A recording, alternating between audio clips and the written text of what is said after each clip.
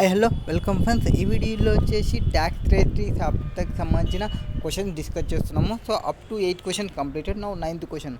What is there in 9th question? Explain with examples role of protocol and preambles in interpretation of tax రేటరీ. Protocols అంటే ఏమి, ప్రియంబుల్స్ అంటే ఏమి? Protocols అంటే ఒక సప్లిమెంటరీ అండ్ ప్రియంబుల్స్ అంటే ఒక గైడెన్స్ని ప్రొవైడ్ చేసి అయితే preambles. Now what is the protocol, what is the preambles? So ప్రోటోకాల్లో ఏముంటుంది? ప్రోటోకాల్ అంటే ఒక is like supplement to the treaty in many treaties in order to put certain matters beyond doubt. Then there is protocol annexed at the end of treaty. So ఏమన్నా మ్యాటర్స్లో ఏమన్నా doubts ఉంటే ఆ డౌట్స్కి సంబంధించి మనకి ఎగ్జాంపుల్ ఇప్పుడు మనకి బ్యాలెన్స్ షీట్ని ప్రిపేర్ చేస్తే బ్యాలెన్స్ షీట్లో నోట్స్ ఉంటాయి. బ్యాలెన్స్ షీట్లో పైన ఎగ్జాక్ట్ ఫస్ట్ ఆ ఫిగర్ని వేయడం అండ్ ఆ ఫిగర్కి సంబంధించి బైఫర్గేషన్ ప్రొవైడ్ చేస్తాం, అంటే డౌట్ ఏమి రాకుండా ఉండడానికి. సేమ్ లైక్ యాజ్ ప్రోటోకాల్ అంటే సప్లిమెంటరీ ఇన్ఫర్మేషన్ అనమాట. సో ఇందులో ఏముంటుంది? బియాండ్ ద డౌట్, మీకు ఏమి డౌట్ రాకుండా కొన్నిటిని ఎనాక్ట్ చేస్తారు at the end of the థ్రెటీలో. థ్రెటీ అంటే ఏమి? ఒక డబుల్ ట్యాక్సేషన్ అగ్రిమెంట్. సో ఆ డబుల్ ట్యాక్సేషన్ అగ్రిమెంట్లో పైన ఏవైతే మ్యాటర్ రాస్తారో ఆ మ్యాటర్కి సంబంధించిన నోట్స్ ఎనాక్ట్ చేస్తారు అట్ ద ఎండ్లో and which clarifies border line issues. Next, a protocol is an integral part of a tax రేటరీ and has same binding force as the main clause thereon. So protocol అనేది చాలా integrated part in the థ్రెటీలో and main క్లాస్కి ఎంతైతే power ఉందో and ప్రోటోకాల్కి కూడా same అంతే power ఉంది. Next, protocol in India France treaty contains the most favourable nation clause. So మన ఇండియాలో యూజ్ చేసే ప్రోటోకాల్ అంటే మన ఇండియాలో యూజ్ చేసే క్లాసెస్ ఏవి అంటే ఫ్రమ్ ఫ్రాన్స్ నుంచి యూజ్ చేస్తాము, most favoured nation clause. That protocol must be referred to before arriving at any final conclusion in respect of any tax treaty provisions. So ఈ ప్రోటోకాల్స్ అనేది బిఫోర్ అరైవింగ్ ఫైనల్ కన్క్లూజన్ అంటే final కన్క్లూజన్కి వచ్చే ముందర compulsory ఈ ప్రోటోకాల్స్ని మీరు ఫాలో కావాలి. అంటే subscriptions or sub provisions or sub provisors ఏమన్నా ఉంటే వాటన్నిటిని ఫాలో అయిన తర్వాతనే మనం ఫైనల్ కన్క్లూజన్కి రావాలని ఎట్లయితే చెప్తామో సేమ్ లైక్ ఎస్ అట్లనే ప్రోటోకాల్ అంటే. సో ప్రోటోకాల్ అంటే ఒక సప్లిమెంటరీ ఇన్ఫర్మేషన్ అండ్ ఆ సప్లిమెంటరీ ఇన్ఫర్మేషన్ మనకి డౌట్ రాకుండా ఇన్ఫర్మేషన్ని ప్రొవైడ్ చేస్తారు, అట్ ద ఎండ్లో ప్రొవైడ్ చేస్తారు, బార్డర్ లైన్ లాగా ఇష్యూ చేస్తారు అండ్ వీటికి మెయిన్ క్లాస్కి ఎంతైతే పవర్ ఉంటుందో అంతనే పవర్స్ ఉంటాయి ప్రోటోకాల్కి కూడా. అండ్ మోస్ట్ ఫేవర్డ్ మన ఇండియాలో యూజ్ చేసేది ఏమంటే ఫ్రాన్స్ థ్రెటీని యూజ్ చేస్తాము అండ్ ప్రోటోకాల్ మస్ట్ ఫైనల్ కన్క్లూజన్కి వచ్చే ముందర కంపల్సరీ మనం ప్రోటోకాల్ని రిఫర్ చేయాలి. Next, ప్రియంబుల్స్. Preamble means what? Preamble to A tax రేటరీ could be guide in interpretation of tax రేటరీ. సో మీరు ట్యాక్స్ రేటరీని ఇంటర్ప్రిటేషన్ చేసేటప్పుడు ప్రియంబుల్స్ అనేది గైడెన్స్ ప్రొవైడ్ చేస్తుంది. In case of Union of India and Azad Bachao Andolan, the apex court observed that preambles to the Indo-Mauritius Double Taxation Avoidance Convention recite that it is the encouragement of mutual trade and investment and this aspect of matters cannot be lost sight of while interpreting the treaty. ఇట్లాంటి period means గైడెన్స్ని ఎందుకు provide చేస్తారంటే అది encouragement కోసం అనుకోవచ్చు are mutual అగ్రిమెంట్స్లో అంటే వీటితో enter అయితే ఎట్లుంటుంది, వీటితో ఎంటర్ అయితే ఎట్లుంటుంది అనేది ఒక గైడెన్స్ని ప్రొవైడ్ చేస్తుంది ప్రియంబుల్స్. సో ఇక్కడ మనకి గైడెన్స్ని చూసుకుంటే అంటే మ్యూచువల్గా ట్రేడ్ ఎవరు చేయాలనుకుంటున్నారో, మ్యూచువల్గా ఎవరైతే ఇన్వెస్ట్మెంట్ చేయాలనుకుంటున్నారో వాళ్ళకి ఒక ఎంకరేజ్మెంట్ వస్తుంది. అంటే సో దాంతో అంటే సో స్టేట్, ఇక్కడ స్టేట్ అంటే మనకి కంట్రీ. సో కంట్రీతో మనం ఎంటర్ అయితే ఇట్లుంటాయి వాళ్ళ యొక్క గైడ్ లైన్స్ అనేది మనకి తెలుస్తుంది ప్రియంబుల్స్లో. So while interpreting of that these observations are very significant where by the apex court has upheld economic consideration as on the objective of tax రేటరీ. సో ఇవి వెరీ సిగ్నిఫికెంట్. సో ఇప్పుడు మనం 2 discussion చేసినాం, ఒకటి ప్రోటోకాల్ గురించి, ఒకటి preamble గురించి. Preambles అంటే లైక్ గైడెన్స్ అండ్ ప్రోటోకాల్స్ అంటే like supplementary information to the main క్లాస్కి సంబంధించి. Next, question number 10th. What is there in question number 10th? Balamart Incorporation of USA entered into the contract with 3 Indian startup companies operating in e-commerce segment, namely Calicut Limited, Moonzone Limited, Run Limited. So ఒక 3 కంపెనీస్తో ఈ కాంట్రాక్ట్లో enter అయింది for supplying. ఎందుకు? Supplying know how to develop and electronic retail network. So electronic retail నెట్వర్క్కి ఒక know how అనేది ఎట్లా తీసుకోవాలి అనేది వాళ్ళు కాంటాక్ట్లో ఎంటర్ అయినారు. Walmart incorporation made application to the authority of advance ruling. So ఈ వాల్మార్ట్ ఇన్కార్పొరేషన్ ఎవరైతే యూఎస్ఏలో ఉన్నారో వాళ్ళు ఒక అప్లికేషన్ని పెట్టుకున్నారు ఏఏఆర్కి, అడ్వాన్స్ రూలింగ్కి, అథారిటీ ఆఫ్ అడ్వాన్స్ రూల్కి on the rate withholding tax on receipt of applicable it Calicut limited. So ఇదొక బ్రాంచ్. ఈ బ్రాంచ్కి సంబంధించి ఇష్యూ వచ్చింది రేట్కి సంబంధించి విత్ హోల్డింగ్ ట్యాక్స్కి సంబంధించిన విత్ని.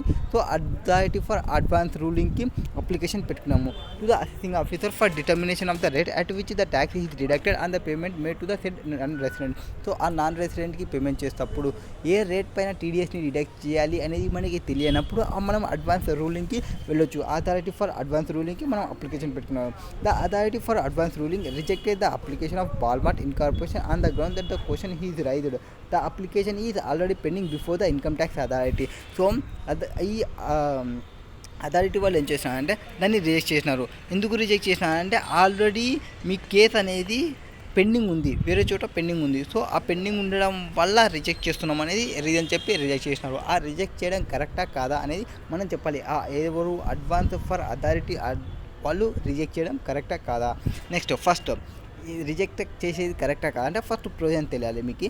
The issue under consideration is whether authority for advance ruling shall allow or reject an application for advance ruling where the question raised on the application is already pending before the income tax act authority or appellate tribunal or court. So ఏమన్నా applications అనేది already pending ఉంటే ఎక్కడ income tax అథారిటీలో కానీ are appellate ట్రిబ్యునల్లో కానీ or any కోర్టులో కానీ already pending ఉంటే అట్లాంటి క్వశ్చన్స్ పెండింగ్ ఉన్న కేసెస్ ఏమైనా ఉంటే ఆ క్వశ్చన్స్ రైజ్ చేసినవి ఆ అడ్వాన్స్ రూలింగ్కి సంబంధించిన అప్లికేషన్స్ని యాక్సెప్ట్ చేయడం ఆర్ రిజెక్ట్ చేయడం అనేది అడ్వాన్స్ రూలింగ్కి పవర్ ఉందా లేదా అనేది first question.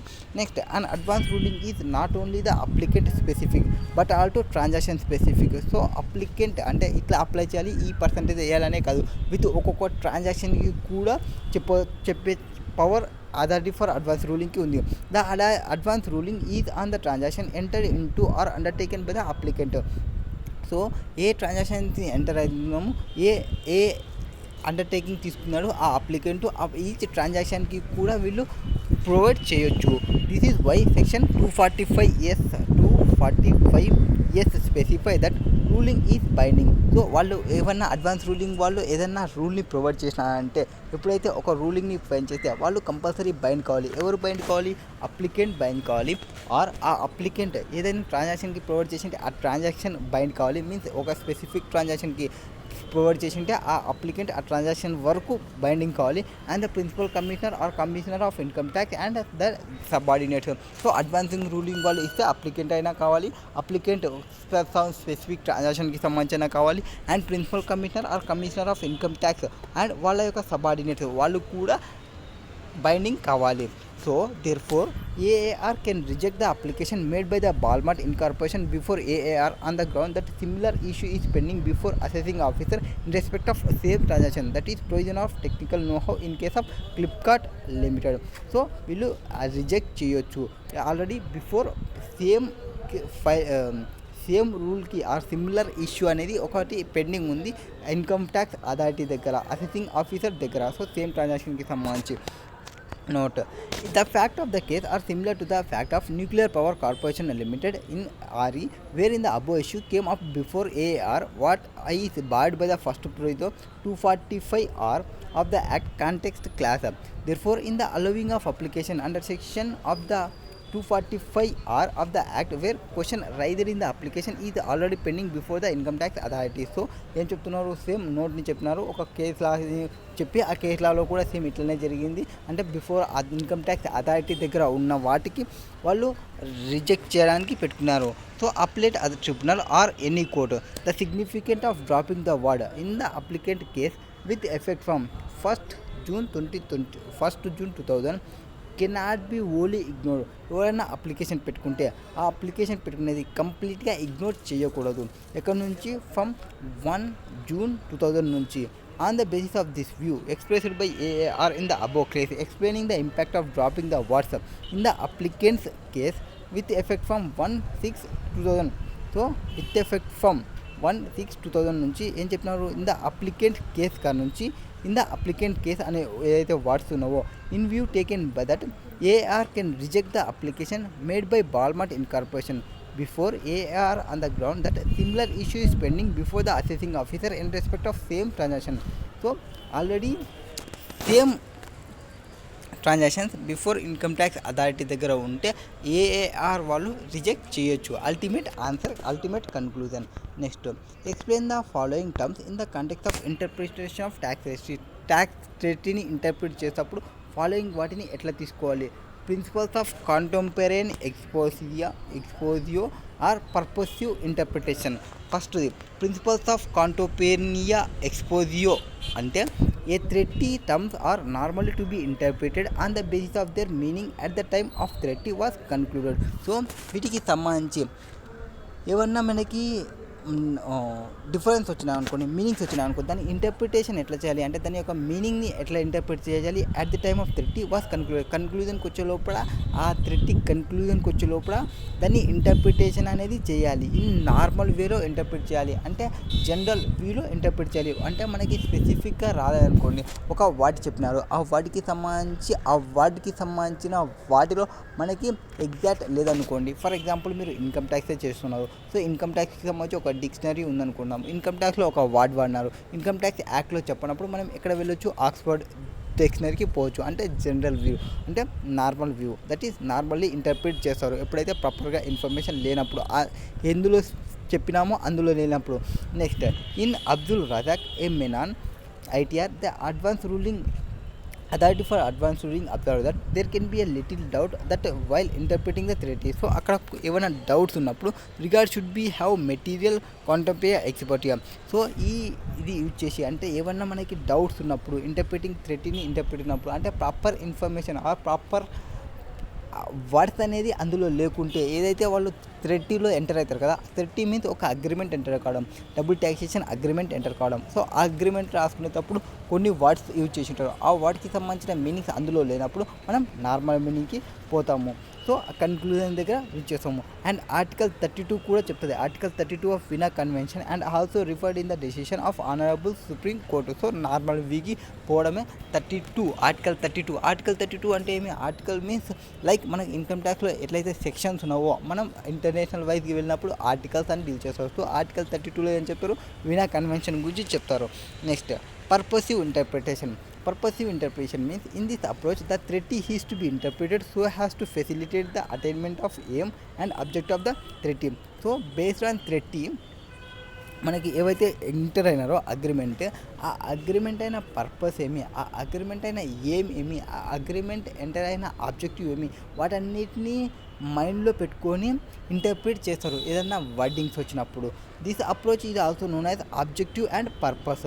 So purposive interpretation అన్న or objective and purposive method అన్న ఒకటే.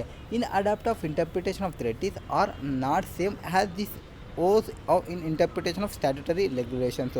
సో ఈ అడాప్టివ్ అంటే ఈ ఇంటర్ప్రిటేషన్ ఆఫ్ థ్రెటీస్ అనేది మనకి సేమ్ స్టాట్యుటరీ రెగ్యులేషన్లో ఉండదు, ఎందుకంటే యాక్ట్లో ఒకటి చెప్పినచ్చు. బట్ ప్రొవిజన్ ప్రకారం పోతే, అంటే ఫర్ ఎగ్జాంపుల్ యాక్ట్ ప్రకారం ఒక పర్సెంటేజ్ తీసుకోమన్నారు, బట్ డిటిఏలో ఒక పర్సెంటేజ్ తీసుకున్నాము. అసెసి ఏం చేసుకోవచ్చు? విచ్ ఎవర్ ఈజ్ బెనిఫిషియర్ తీసుకోవడానికి ఛాన్సెస్ ఉంటాయి. సో యాక్ట్ని ఫాలో కావడం లేదు ఆర్ డిటిఏని ఫాలో కావడం లేదు. పర్పస్ఫుల్ ఏది అనేది చూసుకోవాలి మనం. ఈ డిటిఏలో ఎంటర్ కావడం యొక్క పర్పస్ ఏమి అండ్ ఆబ్జెక్టివ్ ఏమి, బెనిఫిట్ ప్రొవైడ్ చేయడం అసెస్సీకి. సో అసెస్సీ బెనిఫిటే చూసుకుంటున్నారు, దట్ ఈజ్ పర్పసివ్ ఇంటర్ప్రిటేషన్ని తీసుకోవడం. నెక్స్ట్, అంటే లెజిస్లేషన్ని ఫాలో కాకపోవచ్చు, అంటే ఇంటర్ప్రిటేషన్ ఆఫ్ లెజిస్లేటివ్ స్టాట్యుటరీ రెగ్యులేషన్లో డిఫరెన్స్ ఉండొచ్చు. Next, interpretation of provisions of international treaty includes one for double taxation relief. He that treaties are entered into a political level and have several consideration has their basis. So ఏదైనా double taxation enter అయ్యేటప్పుడు double taxation రిలీఫ్ని enter అయ్యేటప్పుడు వాళ్ళు ఏవేవి consider చేసుకుంటారు? Political లెవెల్ని and several కన్సిడరేషన్ని base చేసుకుంటారు.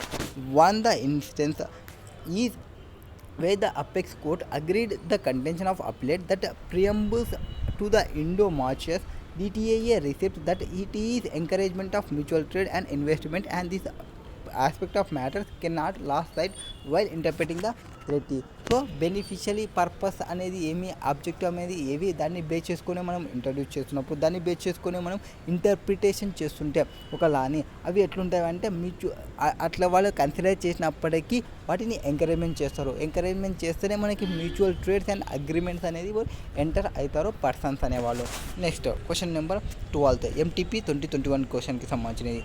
Same principles of contemporary expositio అంటే ఏమి, పర్పసబుల్ ఇంటర్ప్రిటేషన్ అంటే ఏమి. So principles of contemporary and expositio అంటే ఏమి, నార్మల్ టు బి ఇంటర్ప్రిటెడ్ చేస్తాము on the basis of their meaning at the time of treaty was concluded. So at the time of treaty conclude చేసేటప్పుడు ఏవైతే views చెప్పినారో normal views, ఆ నార్మల్ని interpret చేసుకుంటారు. But however it is not universal principle. ఇది universal principle కాదు, ఎందుకంటే ఒక్కొక్కరు ఒక్కో రకంగా కన్క్లూజన్స్ చేసింటారు. అంటే మనం ఇక్కడ కవి ఇంటెన్షన్ అనేది అర్థం చేసుకోవాలి. ఒక కవి ఏదైతే పోయిటరీ రాస్తుంటారో ఆ పోయిటరీ రాసేటప్పుడు అతను యూజ్ చేసిన వర్డ్స్, అతని యొక్క ఇంటెన్షన్ ఏమి, బట్ మనకు కన్వే అయిన మీనింగ్ ఏమి, ఆర్ మనం వింటున్న విధానం ఏమి అండ్ మనం అర్థం చేసుకున్న విధానం ఏమనేది ఉంటుంది. సో ఇది యూనివర్సల్కి డిఫరెన్స్ ఉంటుంది. సో నార్మల్ ఇంటర్ప్రిటేషన్ తీసుకుంటాము on the basis of their meaning at the time of treaty was concluded. So కవి పోయిటరీ ఏవైతే ప్రొవైడ్ చేసినారో ఫైనల్గా అతను ప్రొవైడ్ చేసినది దాన్ని బేస్ చేసుకొని ఒక్కొక్కరు ఒక్కొక్కటి తీసుకుంటారు. యూనివర్సల్ ఫ్యాక్ట్ అనేది డిఫరెంట్ అవుతుంది. ఎవరు ఎట్లా తీసుకుంటారు అనేది వాళ్ళ ఇష్టంగా ఉంటుంది. In Abdul Razak Menon AAR observe that there can be a little doubt there while interpreting the 30. So ఏమైనా ఇంటర్ప్రిటింగ్ 30లో కొంత డౌట్ ఉంది. The regarded should be had material contemporary expositio. So దీన్ని యూజ్ చేస్తాము. దీన్ని యూజ్ చేయడం అంటే ఏమి, నార్మల్గా ఇంటర్ప్రిట్ చేస్తాము on the basis of meaning at the time of 30 concluded. Next, the proposition is embedded in Article 32 of Vienna Convention. So article 32 of వినా కన్వెన్షన్లో ప్రొవైడ్ చేసినారు దీనికి సంబంధించి. నెక్స్ట్ పర్పసిబుల్ ఇంటర్ప్రిటేషన్కి ఇంకొక పేరేమి, ఆబ్జెక్ట్ అండ్ పర్పస్. అండ్ ఇది ఫెసిలిటేట్ ఏమంటే ఏమన్నా conclusion తీసుకునేటప్పుడు, ఏమైనా మ్యాటర్స్ని తీసుకునేటప్పుడు, ఏమైనా ఇంటర్ప్రిటేషన్స్ తీసుకునేటప్పుడు బోత్ కేసెస్లో ఇంటర్ప్రిటేషన్. సో బోత్ కేసెస్లో ఇంటర్ప్రిటేషన్ తీసుకోవడమే. ఇక్కడ నార్మల్ వ్యూలో తీసుకుంటాము. మీనింగ్ వచ్చేసి based on meaning at the time of 30 ఏముందో అది తీసుకుంటాము. ఇక్కడ ఇంటర్ప్రిటేషన్ ఏం తీసుకుంటామంటే based on aim and objectives of the 30. So objective ఏమైంది అండ్ ఎయిమ్స్ ఏమున్నాయి దాన్ని బేస్ చేసుకుని ఉంటాము. దీని యొక్క ఇంకొక పేరు ఏమంటే ఆబ్జెక్ట్ అండ్ పర్పస్ మెథడ్ అని కూడా అంటాము. In the case of Union of India versus Azadi Bachao, the Supreme Court observe that the principles adapted for interpretation of 30 are not the same has the are those in interpretation of statutory legislations. The interpretation of provisions of international treaty including one of the double taxation relief. So ఆ interpretation of ప్రొవిజన్స్లో ఒకటి double taxation relief కూడా అంతే.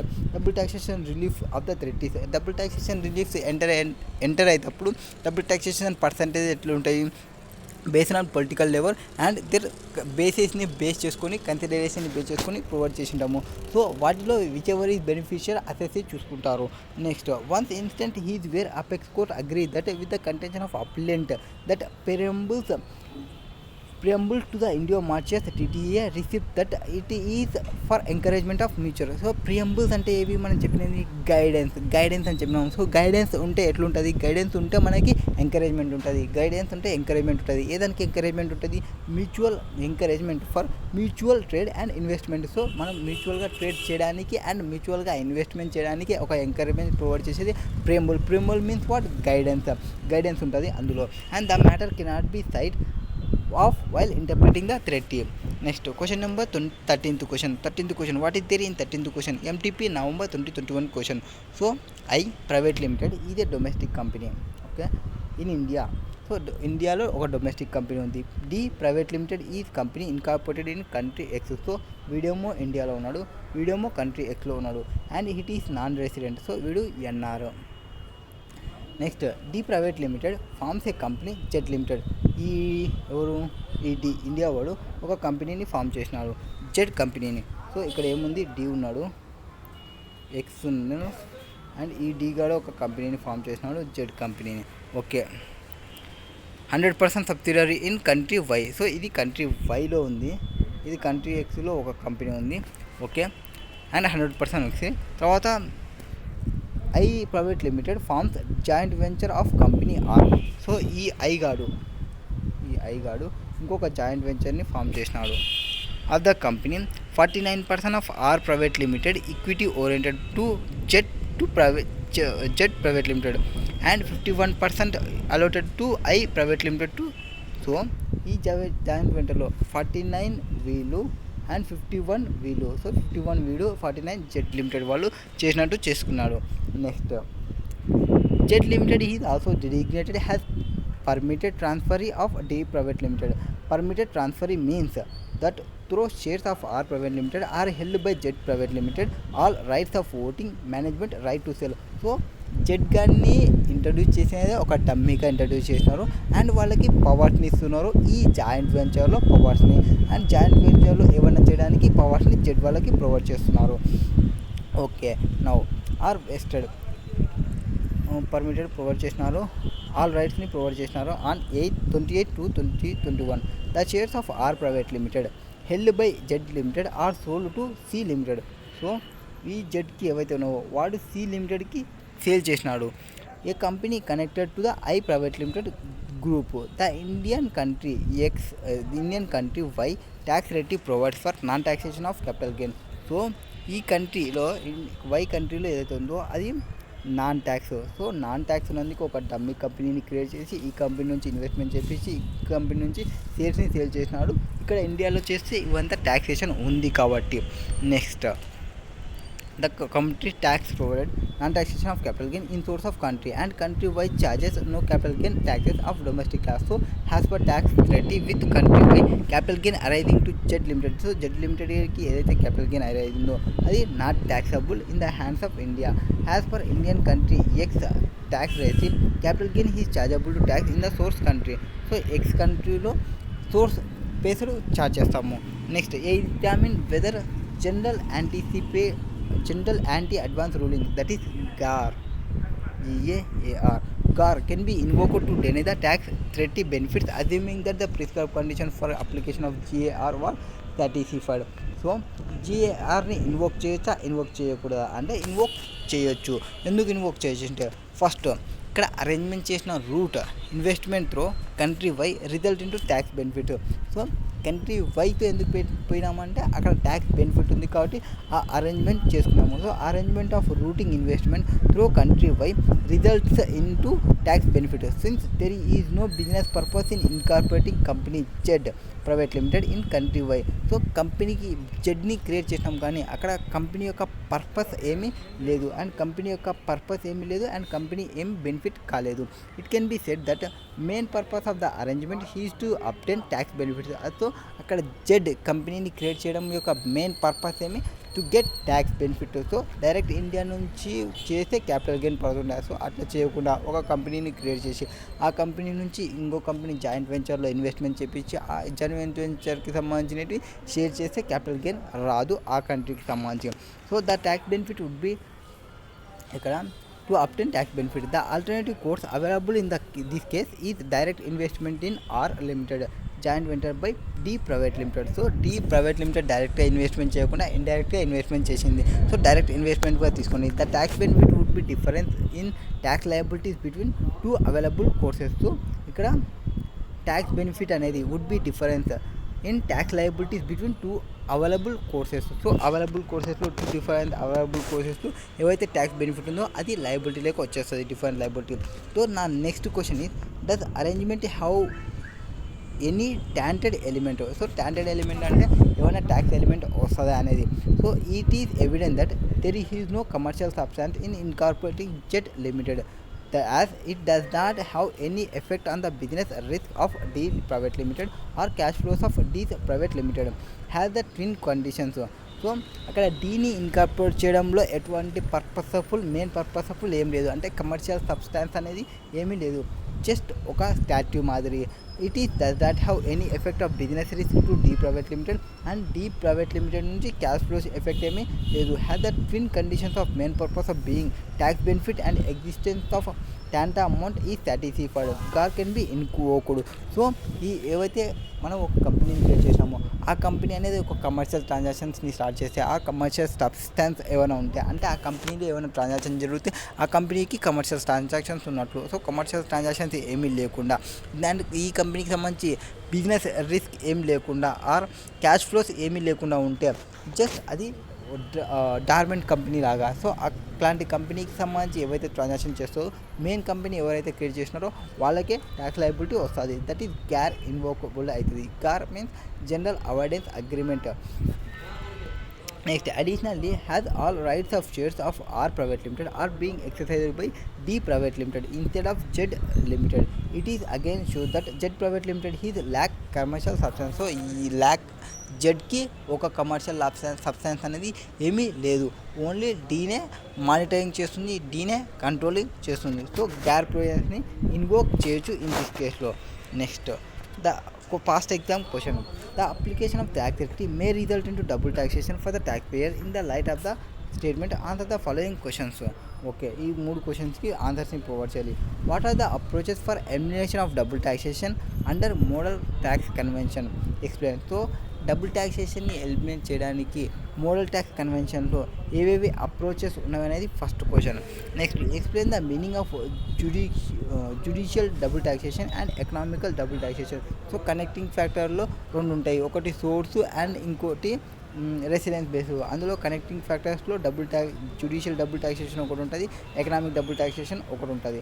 Next, కింద problems of economic double taxation be solved by above approach. So economic double taxation యొక్క ప్రాబ్లమ్ని solve చేయొచ్చా అంటే ఎకనామిక్ డబుల్ ట్యాక్సేషన్ ప్రాబ్లమ్ని సాల్వ్ చేయొచ్చా ప్రాబ్లమ్స్ యూజ్ చేసి, దట్ ఈజ్ ఈ అప్రోచ్ని యూజ్ చేసి explain. First, model tax convention అంటే ఏమి? మోడల్ ట్యాక్స్ కన్వెన్షన్లో 2 అప్రోచెస్ ఉంటాయి, ఒకటి ఎగ్జామ్షన్ మెథడ్, ఇంకోటి క్రెడిట్ మెథడ్. సో ఒకటి ఎగ్జామ్షన్ మెథడ్, ఇంకోటి క్రెడిట్ మెథడ్. ఎగ్జామ్షన్ మెథడ్ గురించి ఆర్టికల్ 223A డిస్కస్ చేస్తుంది, క్రెడిట్ మెథడ్ గురించి 223B డిస్కస్ చేస్తుంది. ఆర్టికల్ అంటే ఏమి? Article means section. మనకి ఇండియాలో సెక్షన్స్ అని యూజ్ చేస్తాము, ఇంటర్నేషనల్ వైజ్గా ఆర్టికల్స్ అని యూజ్ చేస్తాము. సో మోడల్ ట్యాక్స్ కన్వెన్షన్లో 2 మెథడ్స్ ఉన్నాయి, ఒకటి ఎగ్జామ్షన్ మెథడ్ అండ్ ఇంకోటి క్రెడిట్ మెథడ్. ఎగ్జామ్షన్ మెథడ్ని డిస్కస్ చేసేది 23A డిస్కస్ చేస్తుంది, క్రెడిట్ మెథడ్ని డిస్కస్ చేసేది 23B డిస్కస్ చేస్తుంది. అండ్ అదే ఎగ్జామ్షన్ మెథడ్. ఎగ్జామ్షన్ మెథడ్లో ఏం చెప్తారు? Tax exemption may be available in residence state. So residence state ఏదైతే ఉందో ఆ రెసిడెంట్ స్టేట్కి ట్యాక్స్ ఎగ్జామ్షన్ అనేది వస్తుంది. Under the credit method, tax may be available in the residence tax for tax deducted in source state. So tax deducted at source in the source state. So రెసిడెంట్కి tax credit ఉంటుంది ఎప్పుడైతే source state ఉంటుంది కదా, ఆ source state అనేది టీడీఎస్ని deduct చేసి ఉంటే. This method is not mutually exclusive and they are cases where the treaty may adopt exemption method for certain type of incomes and credit method for other incomes. So ఒకదానికొకటి mutually inclusive కాదు. So కొన్ని కేసెస్కి అతను exemption మెథడ్ని use చేయొచ్చు, కొన్ని కేసెస్కి credit మెథడ్ని యూజ్ చేయొచ్చు. నెక్స్ట్, సెకండ్ది, juridical double taxation arises when the same income or capital taxable in the hands of same person by more than 1 state. So ఒకటే ఇన్కము, ఒకటే క్యాపిటల్ కానీ, ఒకటే ఇన్కమ్ కానీ, ఒకటే క్యాపిటల్ కానీ, సో ఒకటే ఇన్కమ్ అనేది ఒకటే పర్సన్కి 2 times ట్యాక్స్ పడితే అట్లాంటి కేసెస్లో అంటే కొన్ని కంట్రీస్ వచ్చేసి రెసిడెంట్ బేస్ వస్తాయి, కొన్ని కేసెస్ వచ్చేసి సోర్స్ కేసెస్ వస్తాయి. ఫర్ ఎగ్జాంపుల్, నేను ఇక్కడ ఉన్నాను, ఇండియాలో ఉన్నాను, అండ్ నాకు ఒక ప్రాపర్టీ వచ్చేసి శ్రీలంకలో ఒక ప్రాపర్టీ ఉందనుకుందాం. సో శ్రీలంకలో ఫైనాన్షియల్ క్రైసిసెస్ బాగాలేదని అక్కడున్న ప్రాపర్టీని సేల్ చేస్తున్నాను. సో అక్కడున్న ప్రాపర్టీని సేల్ చేస్తుంటే నేను ఇక్కడ రెసిడెంట్ పర్సన్ కాబట్టి రెసిడెంట్ పర్సన్కి నాకు ఇన్కమ్ వచ్చింది కాబట్టి సో ట్యాక్స్ వేస్తారు రెసిడెంట్ సోర్స్ ఉంది. అండ్ అక్కడ శ్రీలంకకి వెళ్తే సో మీరు సోర్స్ అనేది ఇక్కడ ఉంది కాబట్టి సోర్స్ నుంచి ఒక ఇన్కమ్ వచ్చింది కాబట్టి సోర్స్ బేస్లో ట్యాక్స్ పే చేయండి అని అంటారు. సో సేమ్ ప్రాపర్టీకి సేమ్ ఇన్కమ్కి ఆ సేమ్ పర్సన్ పైన డబుల్ ట్యాక్సేషన్ అయింది. That is judicial double taxation. So judicial మారడం వల్ల ఇండియా ఒకటి అండ్ శ్రీలంక ఒకటి కావడం వల్ల నాకు డబుల్ ట్యాక్సేషన్ వచ్చింది. So next, economic double taxation happens when same item of income or capital is taxed more than 1 state in the hands of different person. For example ఒకటే ఇన్కమే different పర్సన్స్లో tax వేస్తాము. ఇంతకుముందు మనకి dividend అనేది ఒక concept ఉంటుంది. డివిడెండ్కి సంబంధించి ఇంతకుముందు ఎవరు పే చేస్తుంటారో కంపెనీ పే చేస్తుండే అండ్ డివిడెండ్ డిస్ట్రిబ్యూషన్ ట్యాక్స్ని పే చేస్తుండే. ఎవరైతే షేర్ హోల్డర్స్ ఉన్నారో వాళ్ళు ట్యాక్స్ పే చేయకూడదు. నౌ సేమ్ ప్రొవిజన్ అట్లనే ఉందనుకున్నాము. సేమ్ ప్రొవిజన్ అట్లనే ఉంటే నాకు వేరే కంట్రీ నుంచి నాకు ఇన్కమ్ వస్తే అక్కడ ఆ కంట్రీ ట్యాక్స్ పడుతుంది, ఆ కంట్రీ ప్రకారంగా కంపెనీ పే చేయాలంటే. అండ్ ఇక్కడ వస్తే ఇండియా ప్రకారం ఇప్పుడు డబుల్ ట్యాక్సేషన్ కాన్సెప్ట్ ఏమీ లేదు. ఏమైనా డివిడెండ్స్ రిసీవ్ చేసుకుంటే ఎంప్లాయరే పే చేసుకోవాలి అట్ నార్మల్ రేట్ అని ఉంది. So same income and will be taxed in 2 different persons. First economic double taxation అంటే అది. జ్యుడిషియల్ డబుల్ ట్యాక్సేషన్ అంటే same person same income and 2 times tax పడుతుంది. ఎకనామిక్ డబుల్ ట్యాక్సేషన్ అంటే same income but 2 different పర్సన్కి tax పడుతుంది. Next under model tax convention double taxation refers judicial double taxation meaning the same income or capital is taxable in the hands of same person by more than one state. So more than 1 state ఉండడం వల్ల నాకు income అనేది tax అవుతుంది. ఇక్కడ state అంటే ఆంధ్రప్రదేశ్, తెలంగాణ, తమిళనాడు ఇట్లా కాదు. State means countries, different type of countries, and it does not encompass situation of economic double taxation, that is where 2 different persons are taxable in respect of same income. So 2 different person ఉన్నారా, same income ఉందా, అది economic అవుతుంది. Are ఒకటే person ఉన్నాడు and ఒకటే income ఉంది, ఈ ఇన్కమ్ని 2 times tax చేస్తున్నామా, అది జ్యుడిషియల్ డబుల్ ట్యాక్సేషన్ అవుతుంది. నెక్స్ట్ వీడియోలో